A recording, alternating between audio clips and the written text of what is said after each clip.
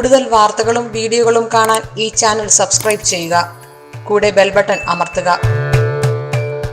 Asia live ടിവിയുടെ ജ്യോതിഷ പ്രോഗ്രാമിലേക്ക് ഏവർക്കും സ്വാഗതം. ഇന്ന് എൻ്റെ ജ്യോതിഷ വിഷയം ശുക്രദശയിൽ ധനവർദ്ധനവ് ഉണ്ടാകാനിടയുള്ള നക്ഷത്രങ്ങളാണ്. ശുക്രദശ ധനപരമായി നേട്ടങ്ങൾ ഉണ്ടാക്കാറുണ്ട്. ശുക്രദശയിൽ വരുന്ന ജാതകർക്ക് ധനനേട്ടങ്ങൾ ഉണ്ടാവും. ശുക്രന്റെ ദശയിൽ ജനിക്കുന്ന നക്ഷത്രങ്ങൾ ഏതൊക്കെയാണെന്നറിയാം. ശുക്രദശയിൽ ജനിക്കുന്ന നക്ഷത്രങ്ങൾ ഭരണി, പൂരം, പൂരാടം ഇവയാണ് ശുക്രന്റെ നക്ഷത്രങ്ങളാണ്. ഭരണി, പൂരം, പൂരാടം എന്നിവ ശുക്രന്റെ നക്ഷത്രങ്ങളാണ്. ഇവരുടെ ജനനം മുതൽ ശുക്രദശയിലെ ശിഷ്ടകാലം വരെ നല്ല സമയമായിരിക്കും. അപ്പോൾ ഈ എൻ്റെ ജന്മശിഷ്ടദശ ശുക്രൻ എത്ര വർഷം ഉണ്ടെങ്കിൽ അത്രയും വർഷം വരെ അവർക്ക് നല്ല സമയമായിരിക്കും ശുക്രദശ കാലം. അതേപോലെ അശ്വതി, മകം, മൂലം എന്നീ നക്ഷത്രങ്ങൾക്ക് കേതുർദശയാണ്. അവരുടെ കേതുർദശയിലെ ശിഷ്ടകാലം കഴിഞ്ഞാൽ പിന്നെ 20 വർഷം അവർക്ക് ശുക്രദശക്കാലമാണ് വരാൻ പോകുന്നത്.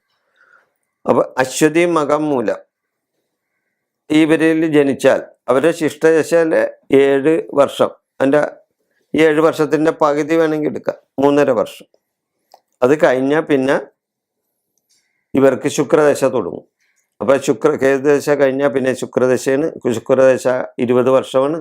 അവർക്ക് ധനപരമായ നേട്ടങ്ങൾ ഉണ്ടാകാനും കുടുംബത്തെ ഐശ്വര്യം ഉണ്ടാകാനും ഒക്കെ ഈ അശ്വതി, മകം, മൂലം എന്നീ നക്ഷത്രങ്ങൾക്ക് സാധിക്കും. അതേപോലെ തന്നെ ആയില്യം, തൃക്കേട്ട, രേവതി ഈ നക്ഷത്രക്കാർ ബുധദശയിലാണ് ജനനം.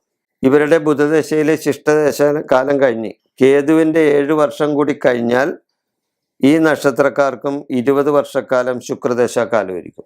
ആയില്യം, കേട്ട, രേവതി ഇവരുടെ ആ ദശാകാലം 20 വർഷമായിരിക്കും. 20 വർഷക്കാലമാണ് ശുക്രദശ വരുന്ന കാലം ഈ ആയില്യം, കേട്ട, രേവതി നക്ഷത്രക്കാർക്ക്. ഈ വിഷയം ഞാനിവിടെ അവസാനിപ്പിക്കുന്നു. നന്ദി, നമസ്കാരം.